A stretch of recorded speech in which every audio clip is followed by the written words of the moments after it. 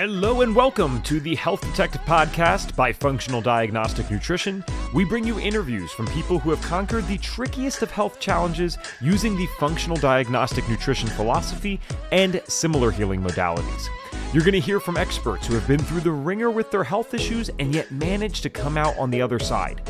You can always visit us at functionaldiagnosticnutrition.com, but for now, here is today's episode.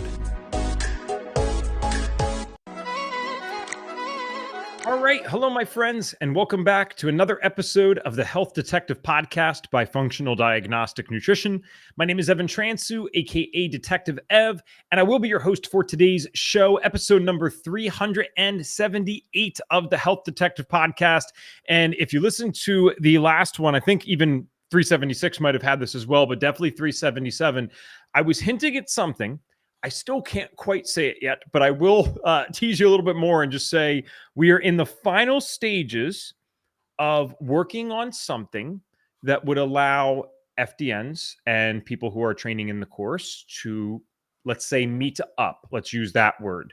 So what I would say is towards the end of February, early March, maybe roughly somewhere in that range, I would try to keep your calendar clear because those of you that have been following for a while know that we just had about 70, 80 FDNs out in San Diego for the HICS conference in October of 2024. And let's just say Reed Davis, founder of FDN, he enjoyed doing that very much. And he misses some of the previous conferences that FDN held prior to the pandemic. And we might have a solution for it. Maybe not. I don't know. I'm just the podcast host, so I just deliver messages. So stay tuned. I'm very excited to get to announce that when it is out, and it should be on episode 379 or 380. Just make sure your calendars are clear. For today's guest, I will read her bio and we will get right into this. This might actually be someone that you are already familiar with, which would be pretty cool. One of the things that's unique about our show, if you're tuning in for the first time, is we'll bring on these huge guests that, you type them in on Google and they got their knowledge panel set up, which is awesome. Which, by the way, you can't fake that on Google. Google is doing that for people because they are searched so much or have produced so much content that it decides that they get that knowledge panel. And then we have people like myself who are fresh out of the world of FDN, and they might have only done one or two podcasts, and that's okay too. That's actually one of the appeals of our show, we think, is being able to highlight a diverse group of guests like this. So let's get into this. Deborah is an intuitive, integrative family nurse practitioner who has spent over 30 years blending the science of medicine with the art of healing to help thousands of people heal from a variety of symptoms and thrive by treating their hypothalamus. Specializing in neuroimmune endocrinology, Deborah focuses on optimizing the function of the hypothalamus, the maestro of the symphony of hormones. She is the author of several books, including her latest, The Hypothalamus Handbook, which outlines the steps people can take to start healing their hypothalamus on their own. Known as the Hormone Queen, she's made it her mission to help everyone balance their hormones and live optimally, no matter their age. Welcome to the show, my friend. Thanks for being here. Thank you for having me. Awesome. So one of the things that I wanted to ask you right off the bat, because one of the questions, just so you guys know as the audience, that we always ask our guests is, do they have a personal health story? And the reason it wasn't inherently obvious to me from the beginning is because you're one of the people that has been in this space, grassroots movement, actually helping out for a few decades, from my understanding, which I think is amazing because I look at our group of FDNs. FDN as a course, at least, has been around for about 15 years now. And I always tell them, I'm like, if you're in functional medicine right now, you are on the ground floor.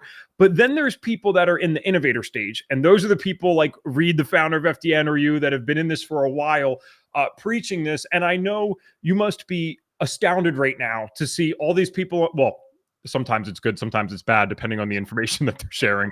But it must be cool, though, to see all these people on social media now talking about this stuff and bringing light to this work. So how did you get into this? Was it your own personal health journey that led to you starting this journey? It actually was twofold. The first aspect of me actually becoming a hormone queen, per se, is because I gave birth to an intersex child in 1984. Okay, so I had to learn hormones and receptor sites fresh out of nursing school immediately, became a nurse practitioner, started doing more research. At the time, we had two choices. We could either choose male or female. There was no intersex. That terminology wasn't even there. And because the child was born with XY chromosomes but had female genitalia, they said, let's just cut everything off and we'll raise that kid as a girl. And I said, no, I don't think so. I think we need to just leave everything well enough alone and figure out what the hormones that this child has been exposed to has created in their brain. What's their personality going to be like? What else is happening here? It ended up my child had a lot of different hormonal issues. So I had to become an expert, like fresh out of nursing school. So I decided to focus on hormones, neurotransmitters, et cetera. And then my own health issues kind of pushed me into really focusing on the hypothalamus. Okay. And I'm sorry, I know it's not the main point of what we're going to talk about today, but just so there is specification for people, because in the media today, you hear a lot about transgender and stuff like that. Intersex gets thrown around. These are not the same things. Can we just define really quick what intersex actually means? Because that's a real thing. Yes, it is a real thing. So it's estimated that 1 out of 2,000 births result in some type of intersexuality. So basically, at the time of the embryo forming, at around the 6 to 8 week period, the hormones that the child is producing, that the embryo is producing, starts to orchestrate the genital and internal reproductive organs to actually form properly or not. And then there's all kinds of a spectrum of formation that can happen.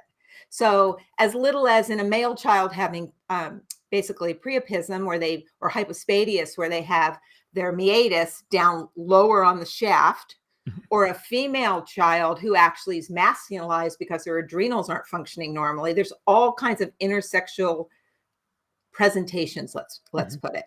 So back in the 1980s and previous, it was really about just choosing a team and going straight with that. And we didn't really understand that your genitals and your gender are two different things. That's something common today. We know that now, that the gender expression, sexuality, and then how you actually were formed in utero are totally different. And so there's a spectrum. So I had to get very involved in it because at the time there wasn't a lot of information available. And we were already seeing the top pediatric endocrinologists in the nation, happened to be at UCLA at the time where I delivered. So she really only had one choice for us: raise the child as a female, because there was not male genitalia. So I happened to be working at UCLA as a nurse. I graduated from UCLA, and I was working with a urologist at the time who had started the very, very beginnings of trans surgeries. I mean, really like the very beginning of it. So I brought the case of my child to that surgeon and said, listen, what could we do? And so we formed a plan. And I basically orchestrated the care for my child using the experts as best I could, and basically kept as much intact as possible so that they could decide what they wanted to be, who they wanted to be later. So it happens in animals. It's not just humans. It's way more common than you think. And it's why I do what I do. And thank you for diving into it, because I mean, I guess in a sense it is the point, right? If it's why you do what you do, then that's a huge foundation for what leads to what you're doing today. The reason I wanted to dive deeper into it is only because I'm a podcast host. I come on and bring all types of people on, different types of beliefs, and I hope that's why people like listening to this, because I never get too deep into my opinions. Do I think the government's corrupt? Yeah, I'm pretty confident in that one, no matter who's running it. But other than that, I stay pretty neutral. And I wanted that specified because I actually am shocked sometimes, because I have a mental health background. So I'm familiar with these different things, and I see different things a lot that are correlated with higher rates of anxiety and depression. So I talk to people all the time. I speak in schools, and I'll have individuals come up that deal with everything that you can imagine and the resulting anxiety and depression that sometimes comes with these things, and not feeling like you fit in the world. Let's put it that way. And I wanted to specify what the intersex thing is, though, because this has been real for a while. It's real in other animals, and I can't even imagine what it must be like being an individual like that also is navigating the waters today, and how politicized things have become. And these are real humans having real experiences. And I think that no matter what our beliefs are, and I have my own, that still needs to be remembered, that they're human beings, real human beings behind all this stuff. So thank you. That's very interesting, and just definitely different than anything that we've ever had on the show, at least what anyone's spoken about, which is why this still is fun. It's 378 episodes in, something always new comes up. let's jump a little bit if you don't mind. How did we get into the hypothalamus specifically? I mean, of course, as an FDN, I'm going to know how this relates to our hormones. Many of our listeners will, but that's a fun, nerdy thing to pick a brand behind. So why the hypothalamus? Why does that excite you? Well, because in 1997, I decided I would go out on my own and have my own practice and stop, being tied, handcuffed per se, by conventional medicine. I'm conventionally trained, but I did lots of my, postgraduate work in, well, they didn't even call it functional medicine back then. I graduated in 1987 from my nurse practitioner degree. So there was not even that terminology then. There was integrative, so we would put some of the complementary type therapies in with the conventional therapies, but functional testing was rather new, and diagnostics, et cetera. So at the time I started my own practice, I was really into how hormones, neurotransmitters, and immune factors actually were orchestrating health issues. And, I did a little intention and I said, hey, universe, send me the sickest patients you can so that I could figure this out. And sure enough, the universe did. So I was seeing people with all kinds of neurological conditions, multiple hormonal issues, adrenal, thyroid, pituitary, tumors, insulin resistance, also immune issues as well. And they kept coming in groves, and they were of all ages, all genders, all walks of life, from all over the world. And so I really felt like I was doing them a disservice, because even though I was integrative my therapies, I was offering them natural botanicals and homeopathics, and I was doing as much testing as I could for what was available. I really wasn't getting to the root of the issue. Okay, I was sending them out. They come in with synthetics, all these medications, get me off this and put me on something else. And we do lifestyle and, sleep and nutrition and, mental health, meditation.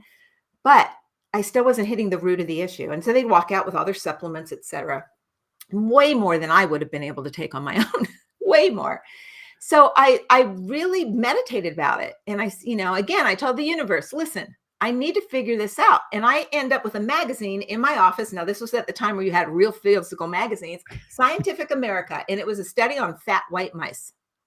And I read this study. I'm like, oh my gosh, these mice have all the same issues as my patients. They sacrificed these mice, and they found that these mice who had adrenal deficiency, thyroid deficiency, gut issues, immune issues, neurological issues, all kinds of hormonal issues, all were deficient in pro-opiomelanocortin. It's a huge hormone that the hypothalamus makes, one of many. And I thought, holy moly, I need to focus on the hypothalamus. So I started to focus on it. And I really did a lot of work with that. I looked at, supplements, et cetera, but I still couldn't find one thing other than at the time, all that was available was glandulars. And as you know, you can't take glandulars forever it has like a 3 to 6 month window before it becomes a toxin. So I just, didn't use that. What else could I do? And again, really meditated about it.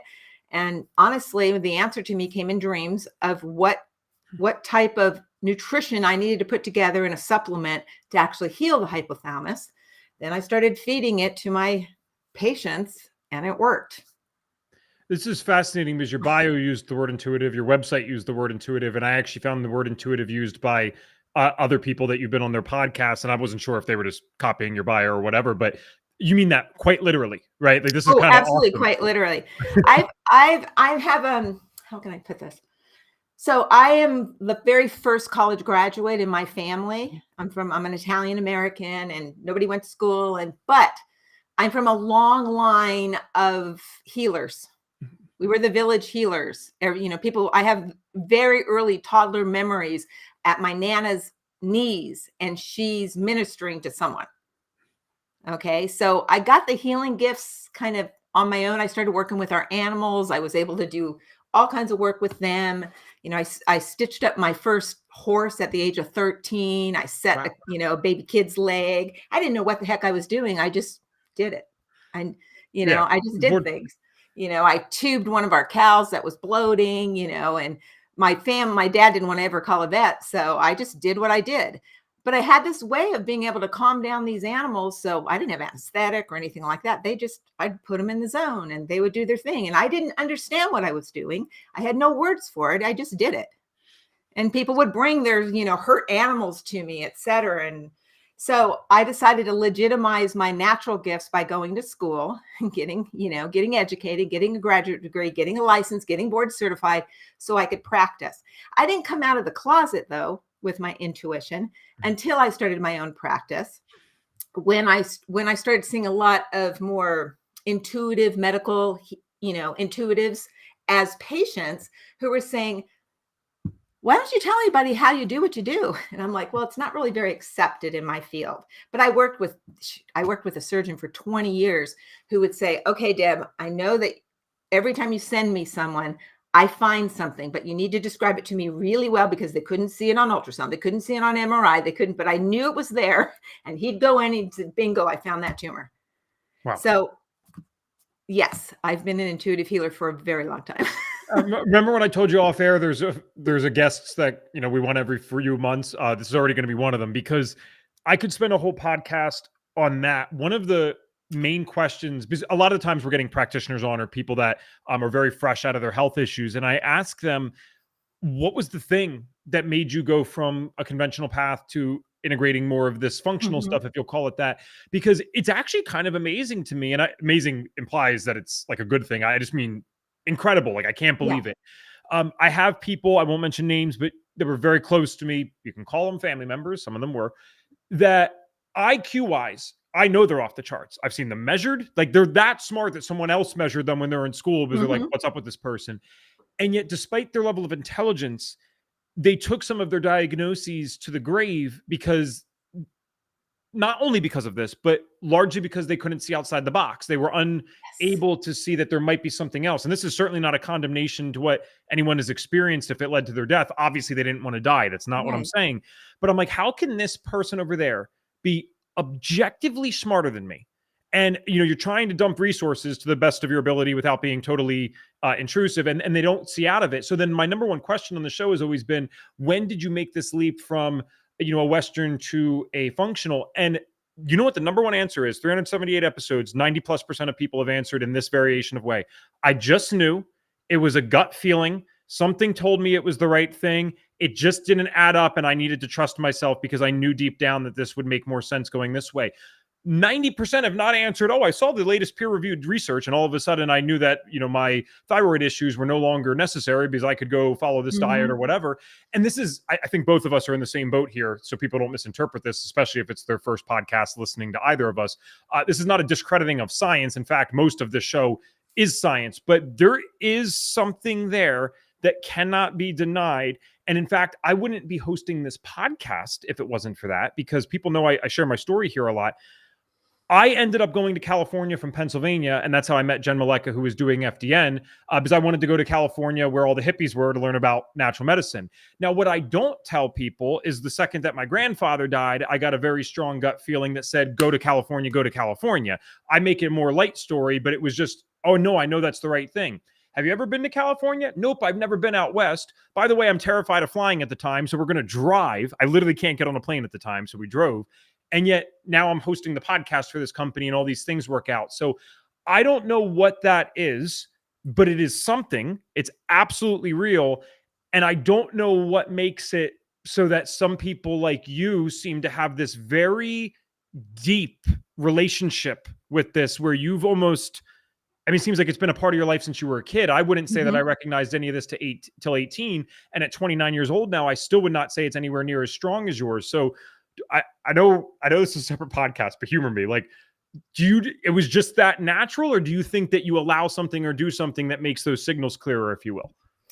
I believe we all have it. We all have it.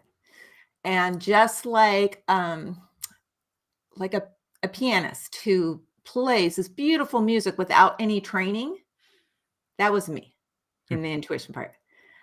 But with training, you may become an amazing pianist, right? So most of us don't work with it. We push it aside. We tell us that it's not real. But honestly, this is how you become a detective. You call yourself a detective. Yes. I've been trying to teach what I do and focus all back on the hypothalamus, this intuitive, integrative medicine per se, healthcare, and focus it back on the hypothalamus to my colleagues, but they're really stuck in protocols. They're stuck in what they have to do, to, fill all the, check off all the boxes, etc. And my husband basically sat me down. He was a police officer for like 30 years. He said, not all police officers are detectives. Not all practitioners, health practitioners, can be medical detectives.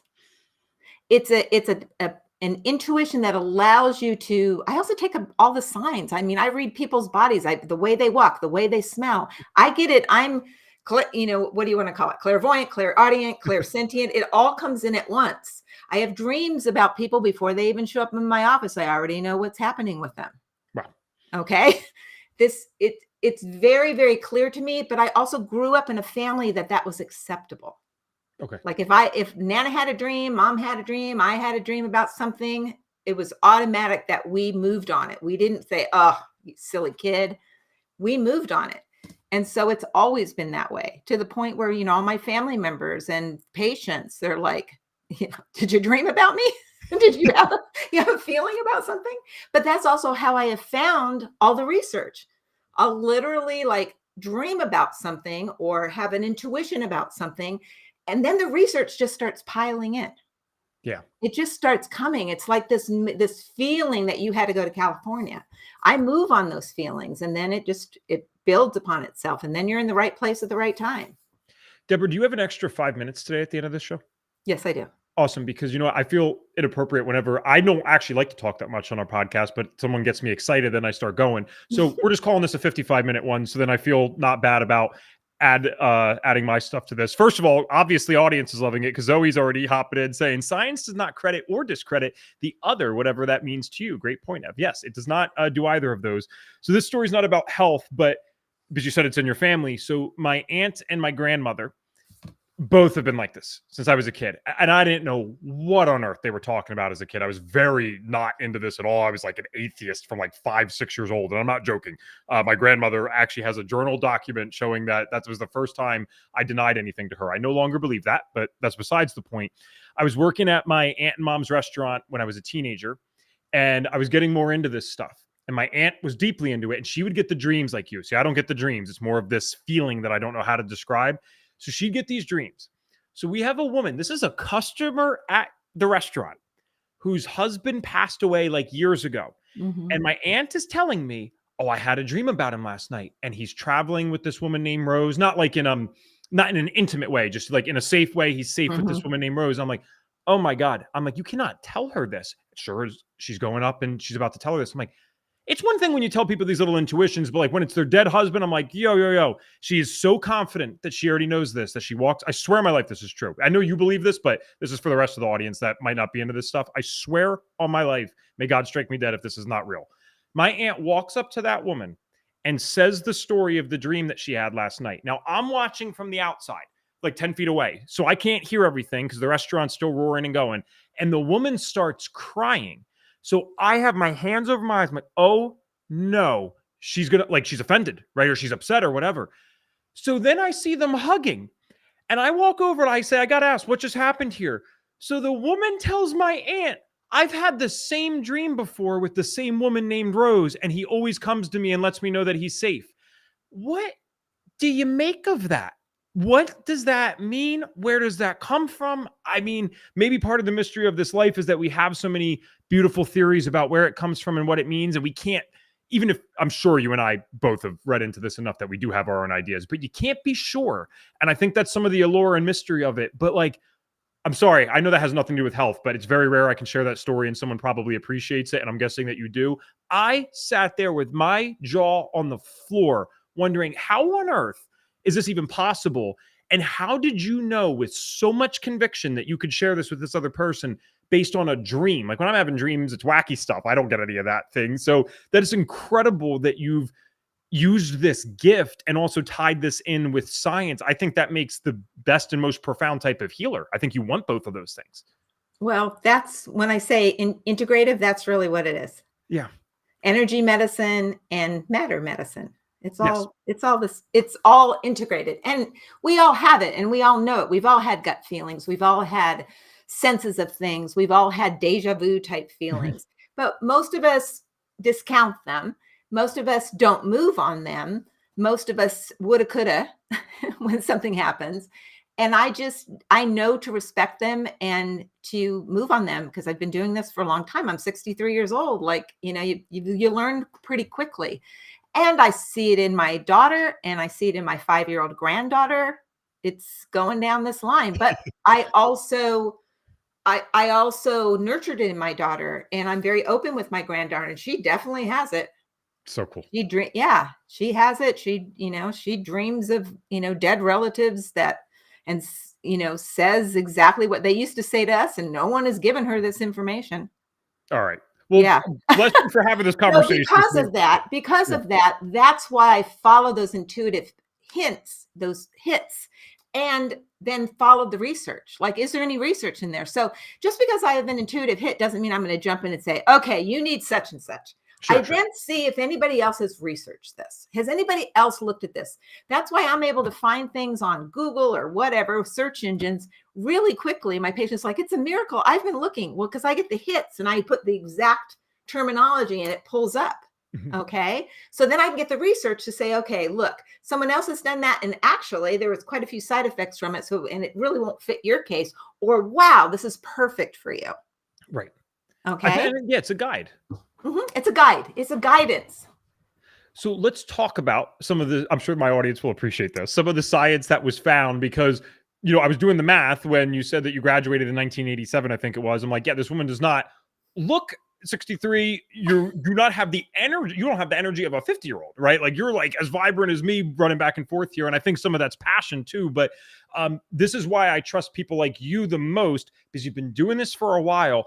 I want to know what happens to people who do the eating well, do the supplements, do all the stuff after decades. I don't want to just see people like me, as cool as I like to believe my story is. I haven't been in the trenches for decades. What does Evan Transue look like at 50, 60, 70? I don't know yet. So obviously something's working. What are the main things that you have found, let's say, that are leading to problems in today's world? Because we see hormone issues with everyone, with the females, with the males, everyone in between. What are some of the main things that are going on contributing to this? Well, the first thing is, let's talk about what the hypothalamus is, just in case there's anybody on your show that doesn't know. Sure. So the hypothalamus is a small gland, kind of in the middle of the brain, kind of at the bottom, right above the brain stem. If you put your finger right between your eyebrows, it's straight in there. It's about the size of an almond. Its main job is homeostasis. And how it does that is it coordinates your neurological system. It controls your autonomic nervous system, sympathetic and parasympathetic. It coordinates all of your hormones. It's the negative feedback system, the hypothalamic, pituitary, whatever endocrine gland axis. That's it. It's the main controller. It also coordinates your immune system through the thymus. It communicates to your fat cells, to your gut microbiome. 4 out of 5 senses pass through it. So it knows everything that's happening in your body at a biochemical level. It knows what's out there, and it's orchestrating all of these messengers. We'll call them hormones. And when you talk hormones, we think, sex hormones, adrenal, but they're all messengers. Neurotransmitters have a hormonal effect. They enter through a receptor site. Cytokines do too. Immune factors, they do too. So they all act as these messengers. We try in functional medicine, we try in conventional medicine to manipulate the messengers with drugs, with botanicals, with energy medicine, you name it. Nutrition, fasting, not sleeping too much, activity. It's the hypothalamus that orchestrates all that. So what if we gave the hypothalamus everything it needed to optimally function? Sure. So instead of fixing all the lower employees in the corporation, go after the main CEO. What if we do that? If you want to think of the hypothalamus as like a computer, your body is like the hard drive, the actual computer. The software programs are your neuroimmune endocrine system, and the hypothalamus is your operating systems. Nothing else works without an operating system that functions properly. When the hypothalamus is functioning properly, your immune system works perfectly. You're not having autoimmune self-attack, but you have a robust immune system. You age much more gracefully. The hypothalamus controls the metabolism at the cellular level. It controls all of your hormones.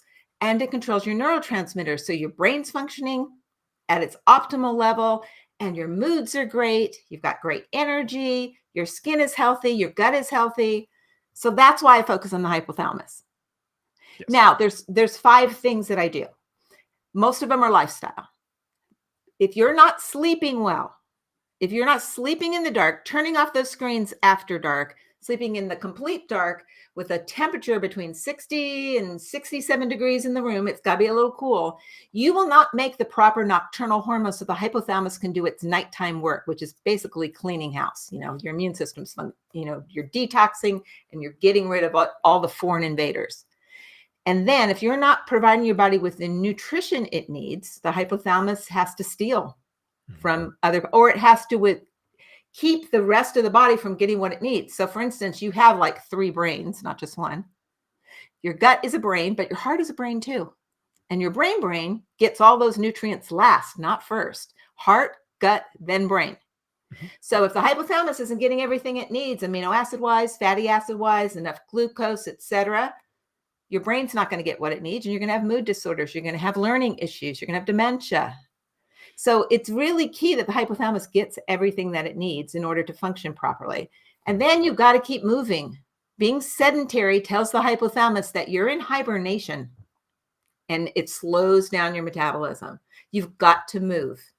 Okay. Now, if you're running all the time, you're in fight or flight all the time, that's not good for the hypothalamus either. So you got to reduce your stress. That's the next thing.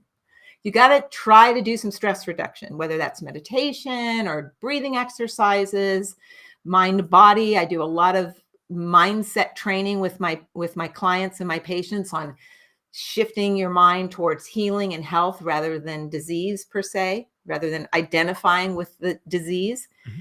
And then you feed the hypothalamus nutraceutically what it needs, because it's really hard to gather it all from our diets alone.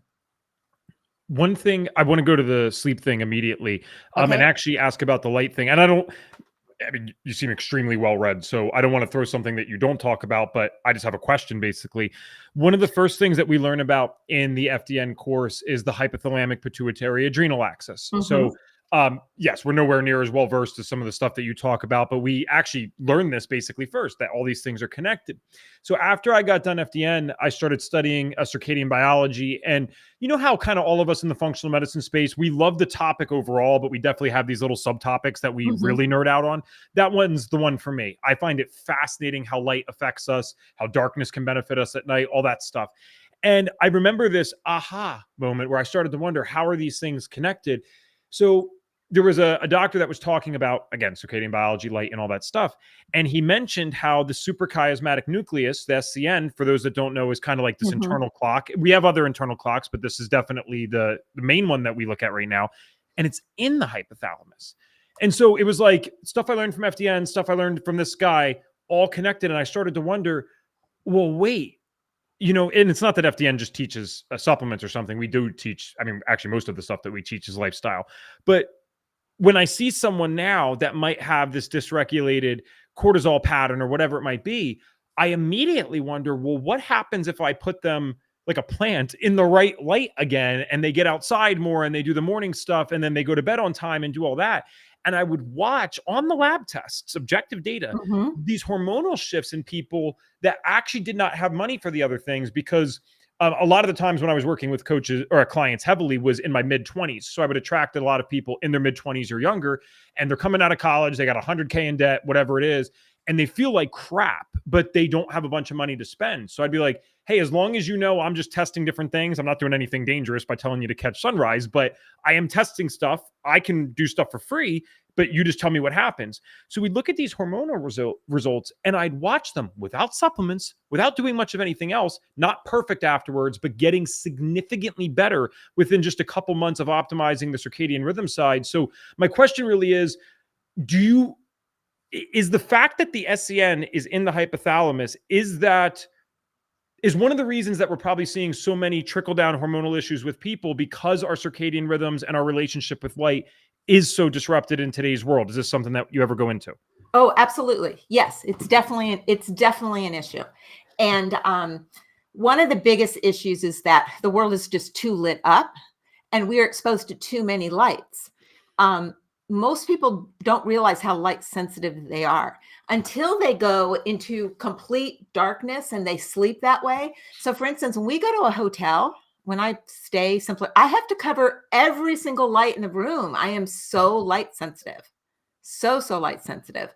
And I respect that my body, and is that light sensitive. So like it's full moon tonight. I get up in the middle. I'm also, postmenopausal. So there's that waking up in the middle of the night to go pee, right? But it's the moon, because it's a little harder to get back down to sleep with that moon in there. And I have to wake up with the sun. So I do natural light. We live out in the country, so it's all natural light. But the moon is pretty bright when you live out of the country without street lights.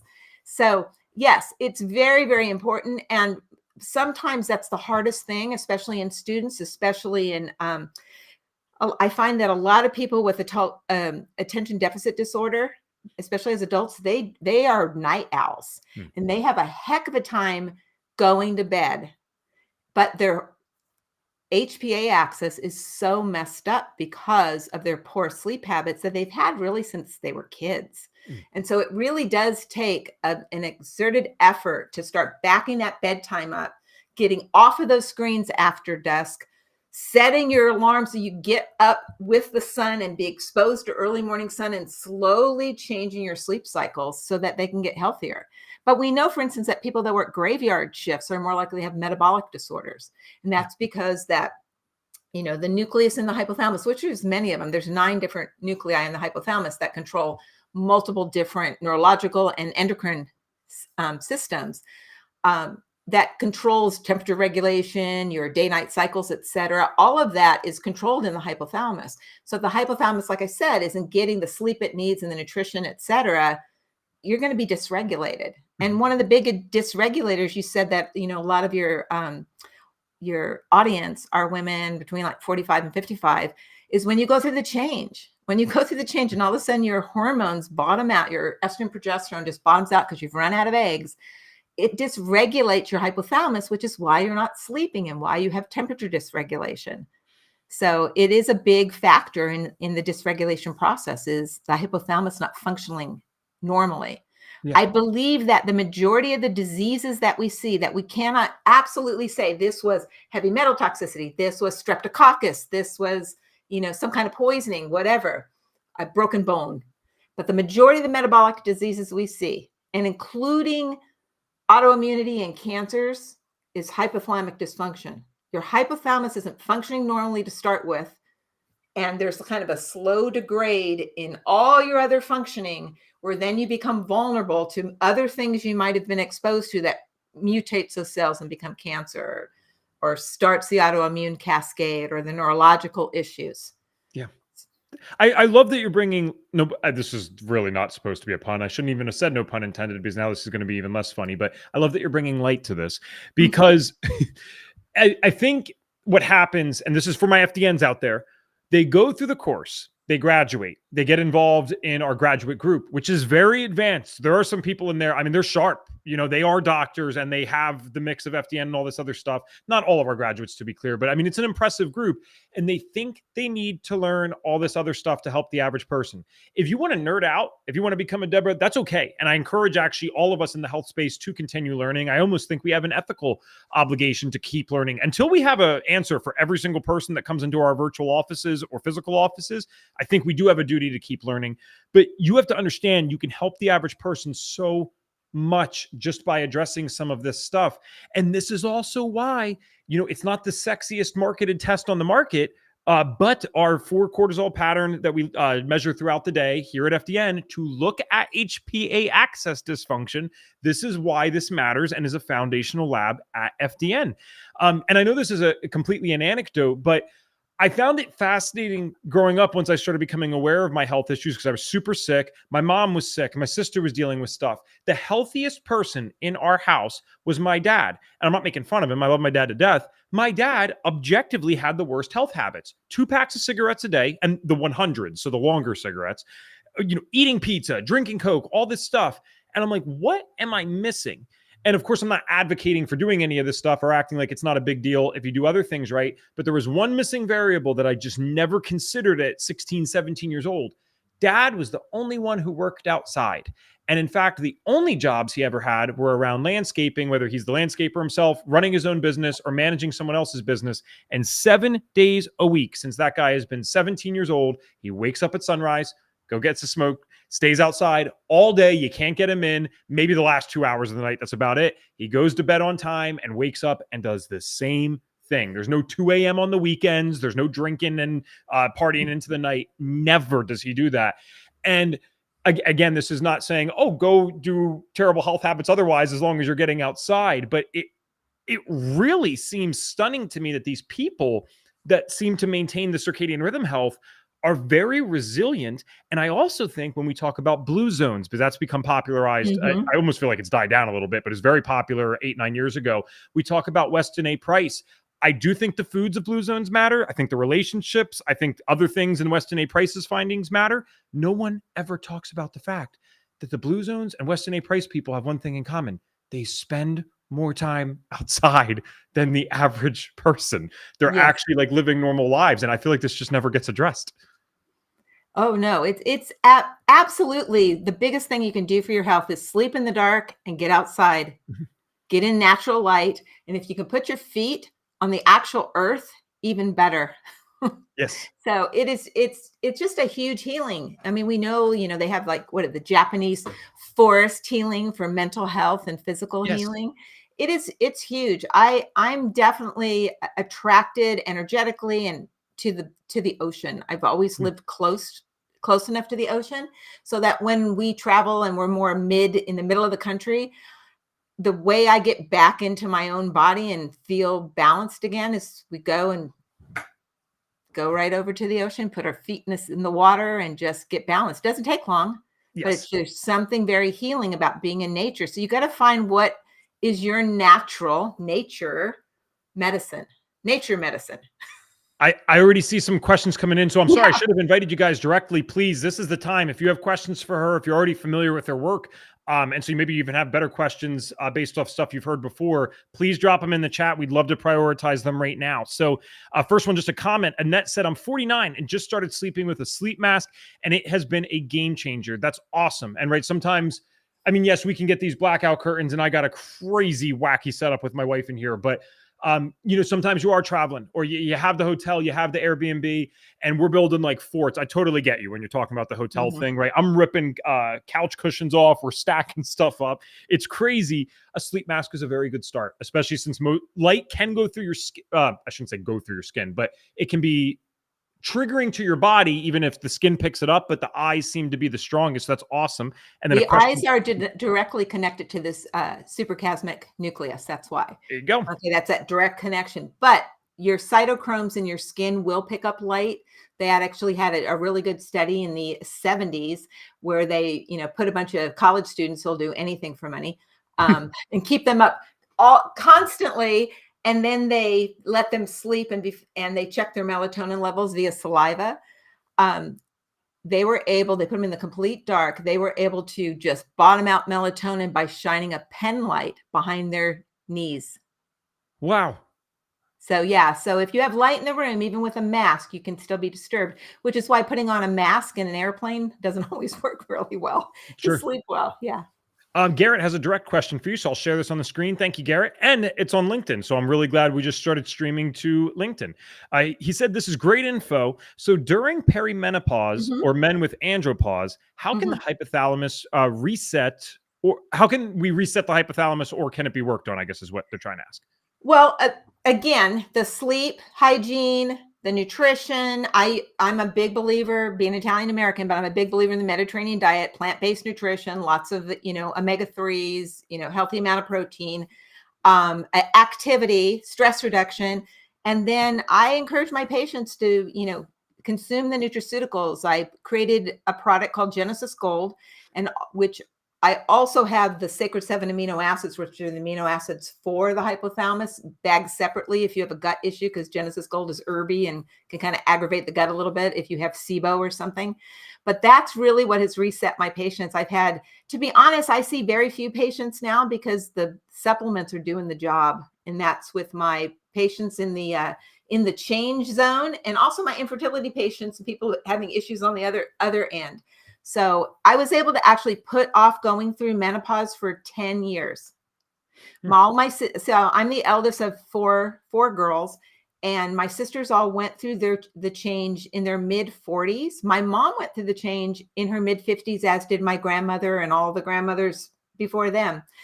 I actually had hypothalamic amenorrhea, which basically means that it's also known as runner's amenorrhea. I was a triathlete. My body fat was way too low, and I had no periods from the age of 18 until 38, until I started taking my hypothalamic nutraceutical support. I took myself off my bioidentical hormones. I didn't change anything else. I took myself off all supplements, but I had my same sleep patterns, my same nutrition, my same activity. All I changed was adding the nutraceutical. And within 2 months, I had periods again. And I had periods from 38 until 56. Wow. All right. Yep. Yeah. So it came back. I kind of eased, not that I wasn't going through perimenopause in the early to mid 50s. It was happening, but I put it off about 10 years compared to my sisters who had the same genetics.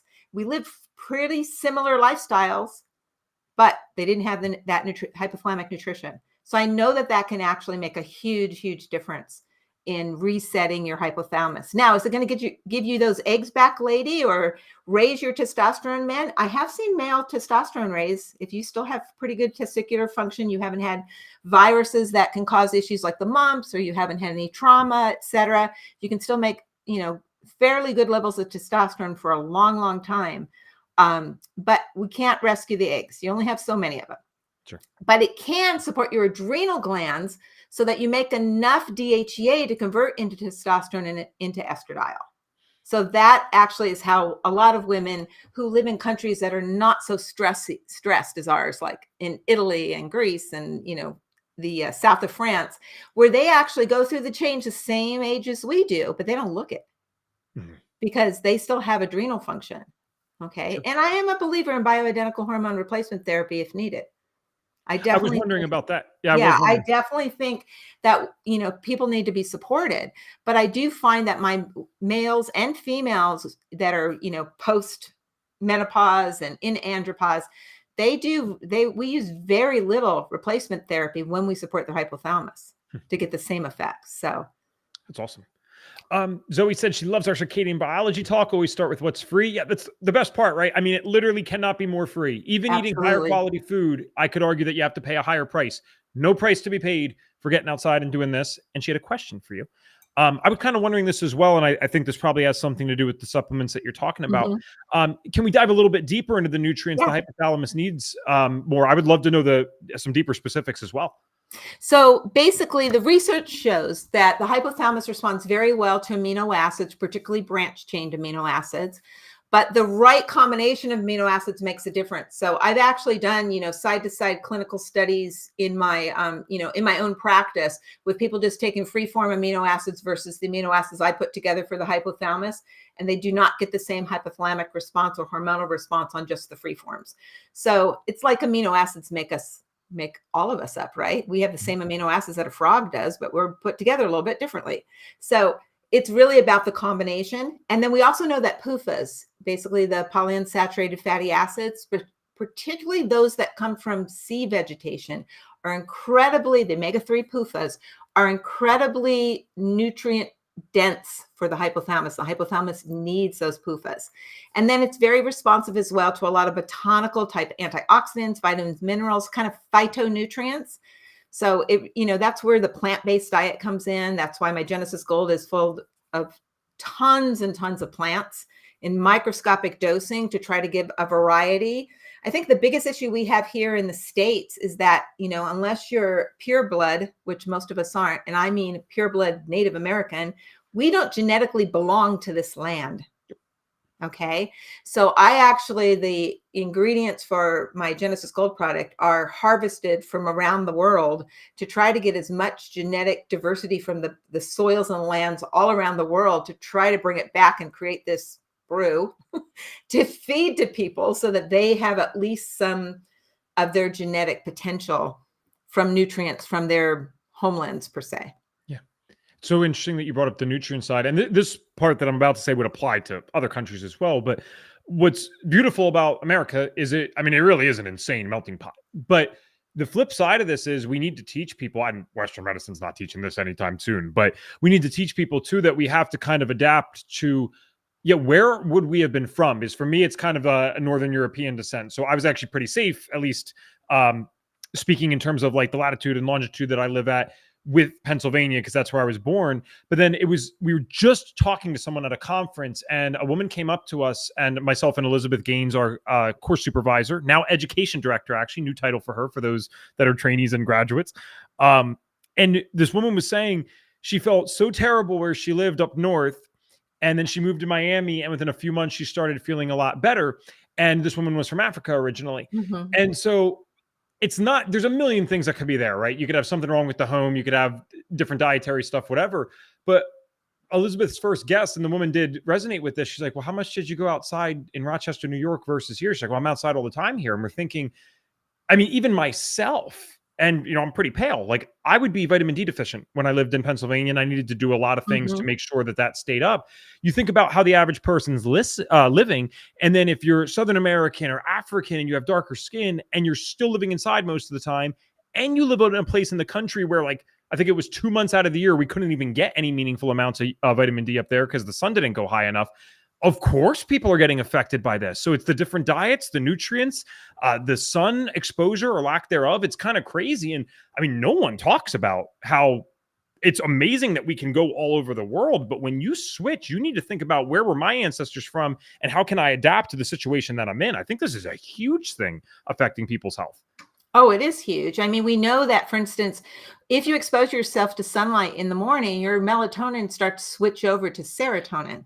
So if you don't get enough of that sunshine, you're going to be depressed. In fact, one of the ways that we treat major depression is we basically make them go to sleep, and then we expose them to sunlight. It's an excellent treatment. It just takes time. Thank you, Zoe. Nicole had a comment here. If there's any last second questions, get them in, please. Nicole just said, for me, mold was the root cause of all my hormone, skin, thyroid, and health problems.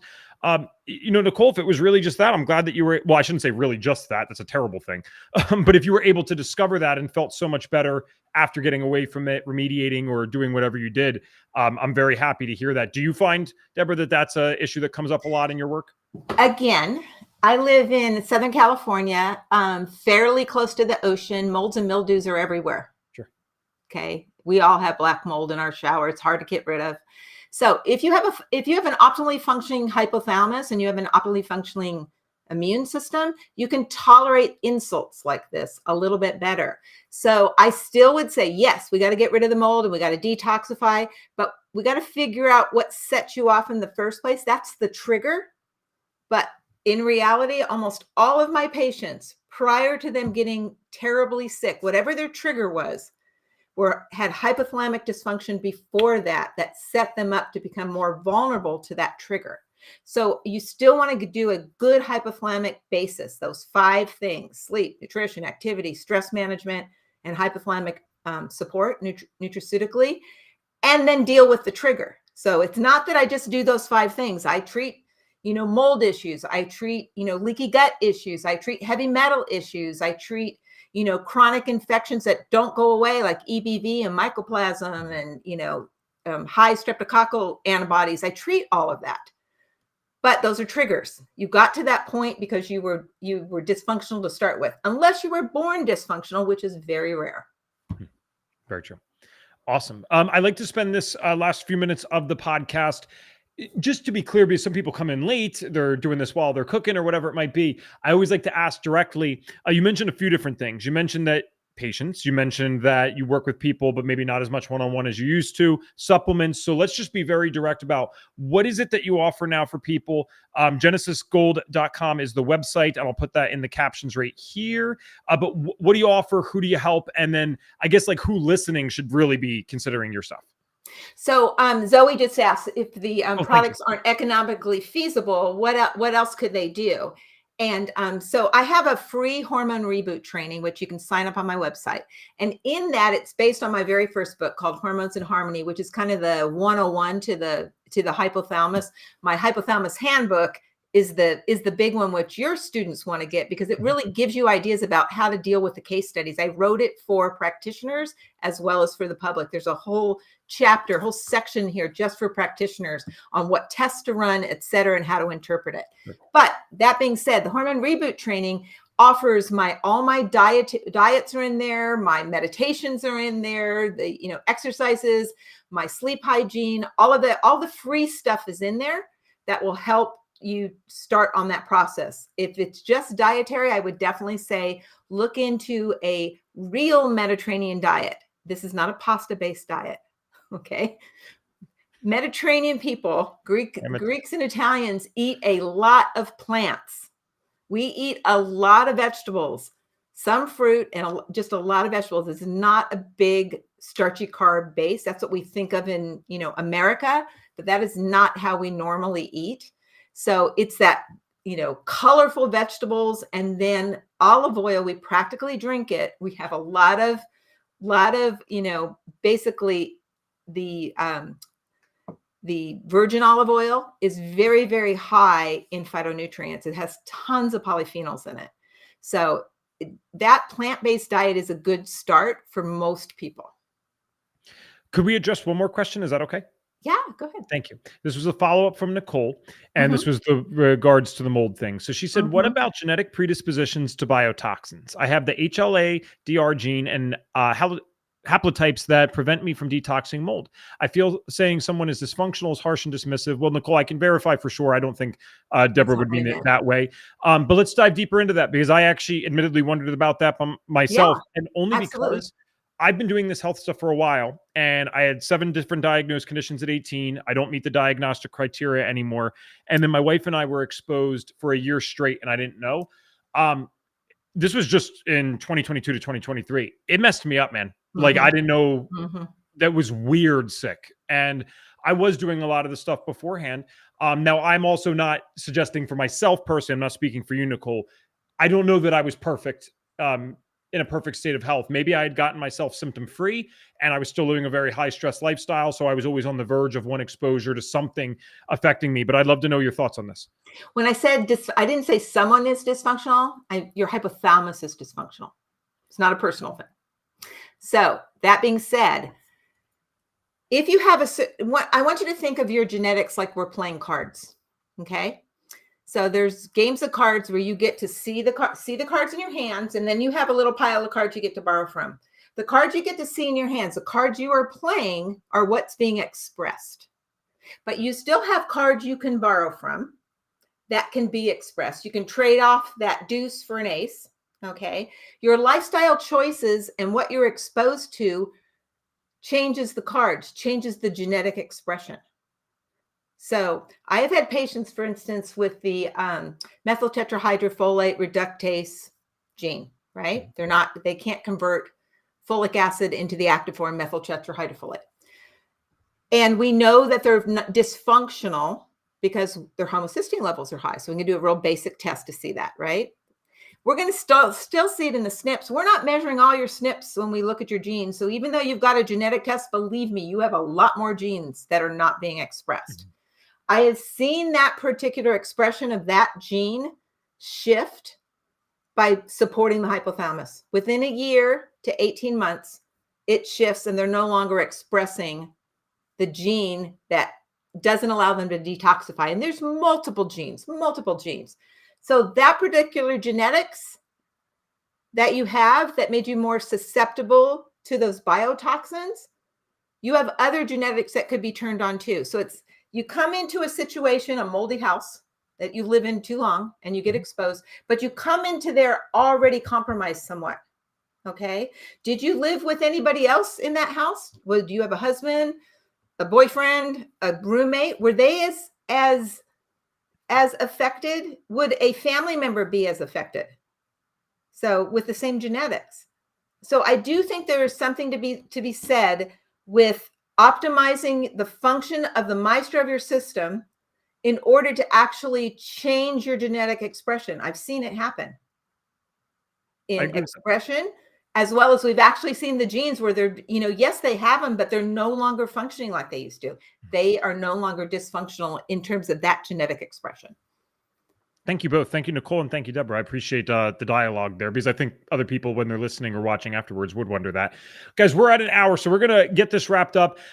We'll talk about where we can find her and then ask the signature question for the show. If we could just drop a thank you in the chat. I know some of you already did, like Zoe. If you liked this today, that helps us figure out what you guys want us to keep coming on. So if you enjoyed this, even if you didn't chat before, just drop a thank you for Deborah. We'd really appreciate it.